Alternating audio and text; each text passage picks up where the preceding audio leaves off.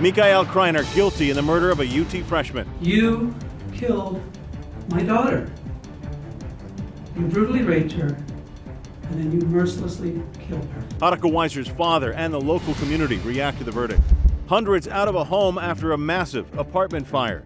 The firefighting efforts and work to find the victims a place to stay. 17 dead, including children, when a tour boat goes under. The conditions investigators believe caused the wreck. 2:05, after more than 10 hours of deliberation, we have a verdict in the Haruka Weiser murder case. We, the jury, find Mikael Khalil Kreiner guilty of capital murder as charged in the indictment. Capital murder because Weiser, in 2016, a UT freshman, was killed while being abducted, sexually assaulted, and robbed by Kreiner. Weiser's father spoke directly to Kreiner as soon as he found out that he was guilty. And CBS Austin's Fred Cantu says he kept his composure and delivered a powerful message to his daughter's killer.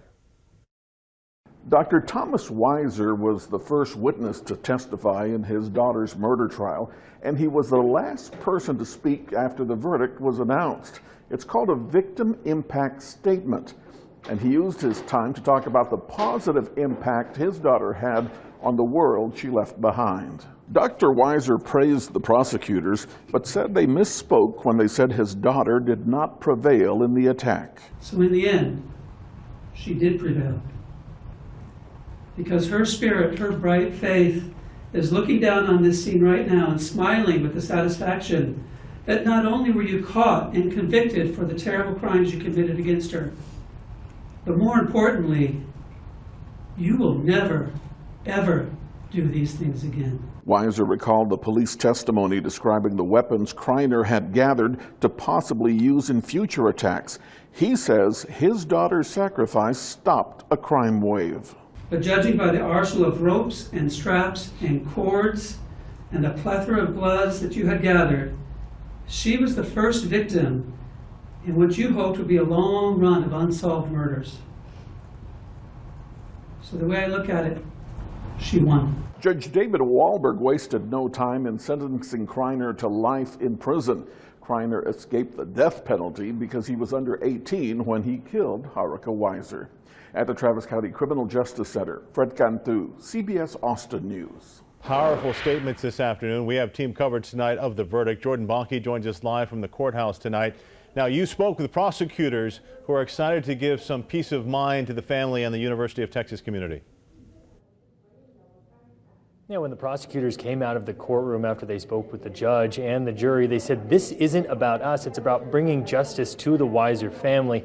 One state prosecutor said that they're grateful that the jury took their time, that the deliberation, like you said, took 10 hours. That went into late yesterday evening and early all throughout the morning today. Now, talking with the state prosecutors and one juror who didn't want their face to be shown on camera out of security reasons, said a turning point in the case that helped the jury come to their decision was seeing a photo of Kreiner in glasses and an orange bandana. That photo was recovered from a tablet, and that could also be seen, that orange bandana and also a backpack, in that UT campus security video that the prosecution spoke about how powerful that evidence was and that it was a possible turning point for the jury. Weiser's father also gave an additional statement outside of the courtroom to members of the media and said he's grateful that the state's public servants, he's not from Texas, but he says that he'll have to come back to plead to the Texas State Board of Paroles and Pardons to make sure that Kreiner stays in jail for the rest of his life. We're live at the courthouse tonight. Jordan Bonke, CBS Austin News. And Jordan, UT President Greg Fenves issued a statement shortly after the verdict. In it, he writes, quote, emotions have come rushing back for so many in our community. A verdict provides some closure, but it doesn't heal the pain or ease the sense of loss felt by Haruka's family and all of the students, faculty, and members and staff members to whom she meant so much. We still hurt terribly. We still feel her loss on a profound level. 6 people are hurt and 5 people remain unaccounted for tonight, more than 12 hours after a fire tore through an apartment complex in San Marcos. Hundreds of people were forced to evacuate to escape the flames. CBS Austin's Adela Uchida is live in San Marcos tonight. And Adela, the damage is pretty significant. Boy, really, it is significant. Well, take a look at one of these buildings that burned this morning. We're in the backyard of a home that butts up to the property, and you can see from the eaves, this appears to be light gray smoke coming from the eaves still. We hear crackling. At first, I thought it was footsteps and brush. It is actually fire. We have seen flames coming out from underneath the eaves once again. In the meantime, firefighters have been putting water on that building as late as this afternoon.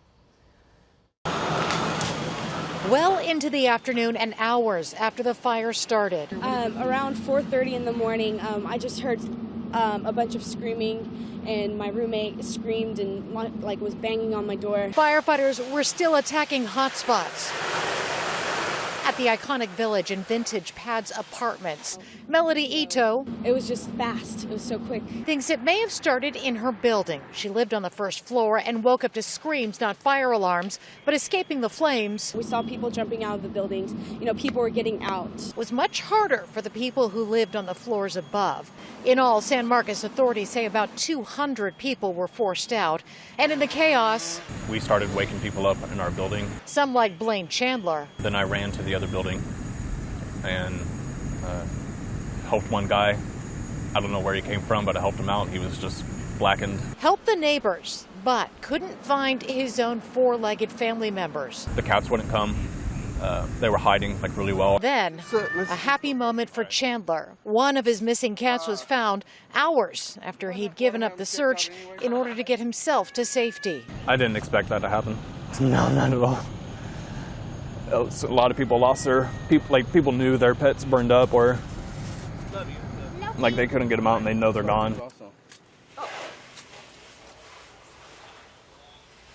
And it appears that the firefighters have come around the building just before this newscast. I did call our assignment desk and say, could you call the San Marcos Fire Department? It appears that the fire has started up again. They've come around the building and looks like they are hitting it once again with water. Now, I talked to the city not that long ago, and they did confirm there are still 5 people unaccounted for, and they are asking anyone who stayed at the iconic Village or Vintage Pads apartments to give that hotline a call, especially if you haven't checked in, just so they know that everybody is safe. Live in San Marcos, Adele Uchida, CBS Austin News. Thanks, Adele. Still a very active scene as you see out there. Many of those who lost their apartments in the fire are still in shock tonight. They woke up in the middle of the night to a wall of flames and didn't have any time to grab anything. CBS Austin's Betty Cross joins us now with our live team coverage in San Marcos tonight. Betty, 200 people impacted by this fire. Do they have a place to go now? That's right, 200 people impacted, and they lived in over 100 units. If you take a look behind me, you can see some of the units that were most heavily damaged by this overnight fire. Now, surprisingly, the Red Cross just told me that everyone living in these 2 apartment complexes has a place to go. Some are staying with friends, other students are being picked up by their parents. But if you take a look at the flames from overnight, it's easy to see that many will not have much to take with them wherever they go. Some of the 200 who lived here are keeping a close eye on the apartments. They want to be here when firefighters say they can go back inside to see if any of their clothes and furniture can be salvaged. They're not optimistic about their belongings, but everyone I talk to is taking that in stride because they're just grateful to have survived. As soon as I walked outside and just turned, there's just a wall of flame coming up. It just sounded like gunfire was going off, just from the heat pressure on the glass just shattering it. Me and a bunch of others were able to go over and get some people out of the building, and I shot this right as we got everybody out.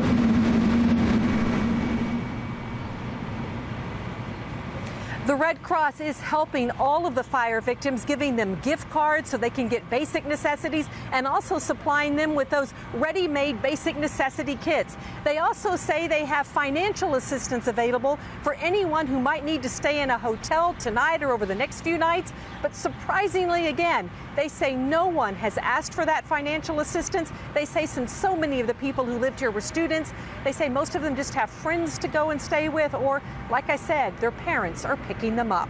Reporting live in San Marcos, Betty Cross, CBS Austin News.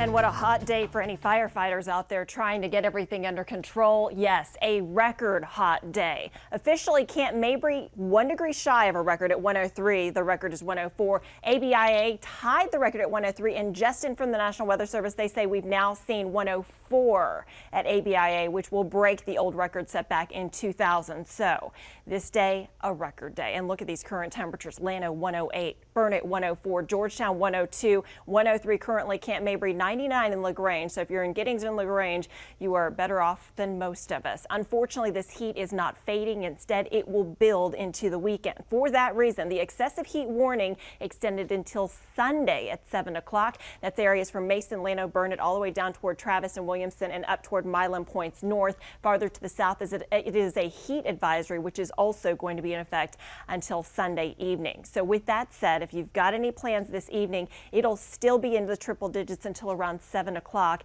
Wait till after dark before really things start to become a little bit easier to handle. Now ahead in your CBS Austin 7-day. When the heat peaks, still searching for rain chances and how much longer this triple digit streak could last.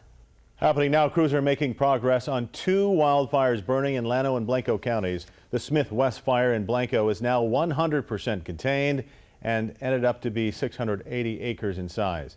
Down the road from that, the CR 308 fire burned 1,200 acres and is about 60% contained.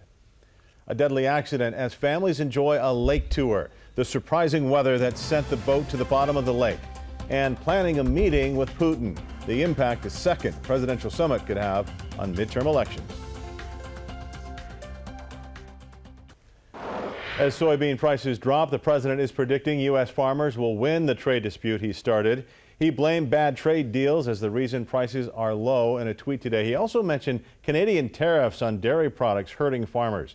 His comments come as he plans to heat up the trade fight with $500 billion in new tariffs against China. A deadly boat wreck kills 17 children. 17 including children, The history of tragic crashes involving duck boats. 17 people, including children, are dead after a duck boat sank in a Missouri lake during a severe storm Thursday. The boat capsized while carrying 31 people. 14 people survived thanks in part to the help of passengers on a nearby showboat who helped rescue them. Wind gusts from the storm that hit the area reached 63 miles an hour. Missouri's governor says it's not only a tough day for families, but also for first responders. I think for all of us, it's a terrible tragedy, but I think everybody is doing everything they can. The NTSB is investigating. Now, the Branson, Missouri duck boat accident is bringing back memories of a similar tragedy in Arkansas. In May of 1999, an amphibious tour boat sank. The investigation shows those on board were trapped by the vehicle's canopy roof. 13 passengers, including 3 children, died in that accident. Weather was not an issue in that tragedy. A more recent crash on the water happened in July of 2010 in Philadelphia. A duck boat collided with a barge on the Delaware River. The collision sent 37 people on the tour boat underwater. 2 passengers were killed. A high-stakes gamble ahead of the November midterm elections. President Trump's second summit with Russian President Vladimir Putin in Washington is going to happen. Now, national correspondent Michelle Macaluso with how the president's performance in this meeting could shift the balance of power in Congress. President Putin, thank you very much. After his widely criticized performance in Helsinki, President Trump is getting a do-over just in time for the midterm elections. Russian President Vladimir Putin could come to Washington this fall. And Democrats are counting on big election victories in a blue wave. Georgetown professor of public policy Mark Rome says they will get some help if the president stumbles. Democrats will be even more outraged, and not just outraged, but motivated. They will turn up on the voting booths on election day if Trump blows the meeting with Putin. And if Trump nails the meeting? Even if President Trump said, Putin and I have agreed to eliminate nuclear weapons in our countries, Democrat voters would say, I don't believe him and I don't trust him. I'm not going to vote for him. Republican voters have their minds pretty much made up. The Republicans who support Trump will support him no matter what. He could kiss Putin in Times Square and they would still vote for him. They haven't set a date for the meeting, and cutting it too close to Election Day limits its campaign value. to the extent that Trump wants to make accomplishments, he wants to make the accomplishments sooner rather than later so then Republicans can actually campaign on this. In the big picture, I think the voters care about their health care, their jobs, the safety in their neighborhoods, and those pocketbook issues are what's going to drive voters, both Republicans and Democrats this fall, not the controversy over Russia. Putin's visit comes as President Trump's own intelligence community remains convinced that Russia will keep trying to interfere in the upcoming election in November. On Capitol Hill, I'm Michelle Macaluso. The deadly wildfire in Oregon has spread to more than 70,000 acres now. Right now, hundreds of firefighters are working to get it under control, but so far only have it about 15% contained. A 64-year-old man died while trying to create his own fire line. Firefighters say low humidity and high winds are making the fight difficult. Right now, cities in Iowa are cleaning up after forecasters say 5 confirmed tornadoes touched down Thursday. The storm injured 17 people. Most of the injuries were minor, luckily. The National Weather Service says there were reports of more than 24, but they were likely all from the same twisters. Now, weather with Chief Storm Tracker meteorologist Chicago Windler. Looked like a war zone out there. You know, you can't be too hydrated in the weather here in Austin. It's getting dangerous. Yeah, it is absolutely dangerous. We're talking heat exhaustion, heat stroke, heat stress, all being factors. Don't forget the elderly, your pets, young children, anything you can do to stay in the shade and the AC. These temperatures that I'm forecasting as we head into the weekend and toward early next week will be some of the hottest we've seen in the last 5 years. Outside we go, hazy sunshine in place, moderate air quality courtesy of African dust. The African dust expected to linger. Finally, we'll see air quality improve to good by the time we reach Tuesday. So throughout the heat and humidity and haze, we will also be dealing with that dust, maybe irritating. On Monday with 108 degrees, temperature's going to drop just a little bit by Tuesday and Wednesday with those 10% rain chances. But needless to say, we've just got to be really careful about this heat. It's something that we do deal with here in Central Texas every year, but generally not this long and not these hot temperatures. There are some computer models that are indicating that the day on Monday that we see in Austin 108, folks in Llano could be closer to 112. That's just a long, brutal stretch, so definitely is. Got to be mindful of it. We've dealt with it before, but we just got to be safe. A fashion designer burns millions of dollars worth of clothing. Why? Well, the company's defense for destroying it all.